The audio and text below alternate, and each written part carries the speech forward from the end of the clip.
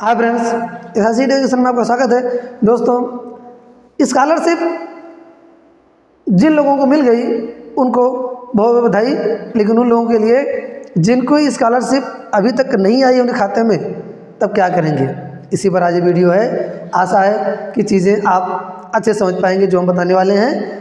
अगर आपकी स्कॉलरशिप नहीं आई है, उत्तर प्रदेश स्कॉलरशिप की बात कर रहे हैं, अगर दोस्तों स्कॉलरशिप नहीं आई है, नहीं अभी तक रिसीव हुई है खाते में आपके, और एक जो ज़्यादा एरर अभी तक देखने को मिल रहा है, उस एरर पर भी बात करते हैं। जैसे स्टेटस चेक करने पर लिखा हुआ आ रहा है किसी किसी में कि DBT यानी direct benefit transfer never enabled in this account transfer is enabled, यानी DBT आपके खाते में कभी भी इनेबल नहीं किया गया था, और अब जो है जो आपका स्कॉलरशिप है वह खाते में ट्रांसफ़र होगी। यानी जैसे कि आप जानते हैं, पहले फॉर्म भरवाते समय ही अभी कहा गया था कि जो स्कॉलरशिप है वह आधार बेस्ड ट्रांसफ़र होगा। आपकी बार आधार से पैसा ट्रांसफ़र होगा, ना कि अकाउंट से। यानी पहले सरकार ने कह दिया था कि आप अपने खाते को सही तरीके से, दो सर्विस होती है सरकार की, एक NPCI ना, जो नेशनल पोर्टल है पेमेंट का, और एक है DBT डायरेक्ट बेनिफिट ट्रांसफ़र, यानी जो भी सरकारी स्कीम्स होती हैं उसका पैसा डायरेक्टली ट्रांसफ़र कर दिया जाता है कहाँ पर, लाभार्थी के खाते में, तो उसको DBT कहते हैं। तो लोगों ने अगर आधार तो लगवा लिया, लेकिन बहुत ढेर सारे लोगों ने NPCI सर्वर पर भी उसको बैंकों ने फीड कर दिया। लेकिन कुछ बैंक है, जैसे बैंक ऑफ बड़ौदा है, तो उसमें दोनों चीज़ें अलग अलग करनी पड़ती हैं। जैसे कि NPCI पोर्टल पर अलग रजिस्ट्रेशन करना होता है खाते का, प्लस DBT अलग से इनेबल करना होता है। यानी जो DBT होती है वो DBT अलग से इनेबल करना होता है बड़ौदा में। तो इसी तरीके से अन्य भी बैंकों की ज़्यादा जानकारी उसके लिए नहीं है, लेकिन बड़ौदा की जानकारी है। भारतीय स्टेट बैंक है, इसमें दोनों चीज़ें साथ में हो जाती हैं, और भी बैंक साथ में हो जाती है दोनों।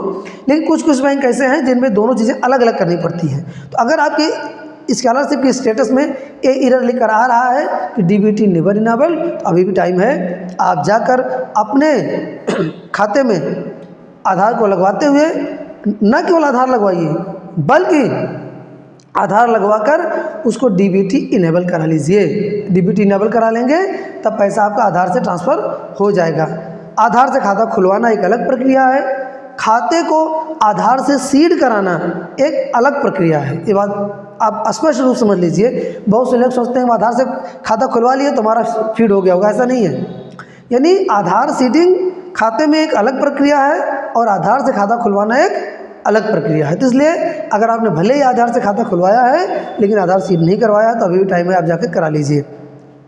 अगर अदरवाइज आपकी स्कॉलरशिप आपके खाते में आएगी वो तब आएगी जब आधार का पूरा ट्रांजैक्शन कंप्लीट हो जाएगा, तब नंबर आएगा कहीं जाकर उनका, वो भी तब तक पता लगा कि बजट ही खत्म हो गया है। और जिनका सब कुछ वेरीफाई दिखा रहा है फिर भी स्कॉलरशिप नहीं आई, तब क्या कर सकते हैं उसके लिए भाई कुछ नहीं कर सकते। एक ही चीज़ कर सकते हैं, इंतज़ार।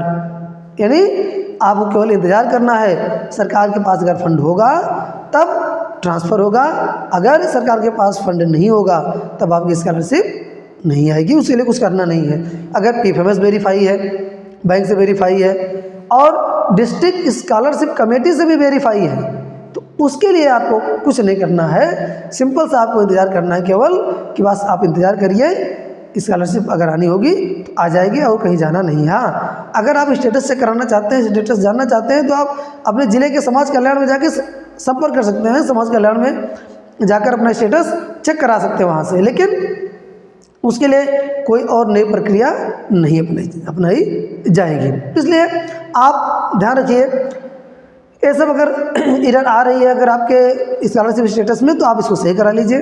खास करके जो लोग अब फंसे हुए हैं उनके लिए ताज़ा जानकारी के लिए, जो भी जानकारी होगी, लेटेस्ट अपडेट्स होगा, आपके लिए वीडियो के माध्यम से हम लेकर आते रहेंगे। धन्यवाद।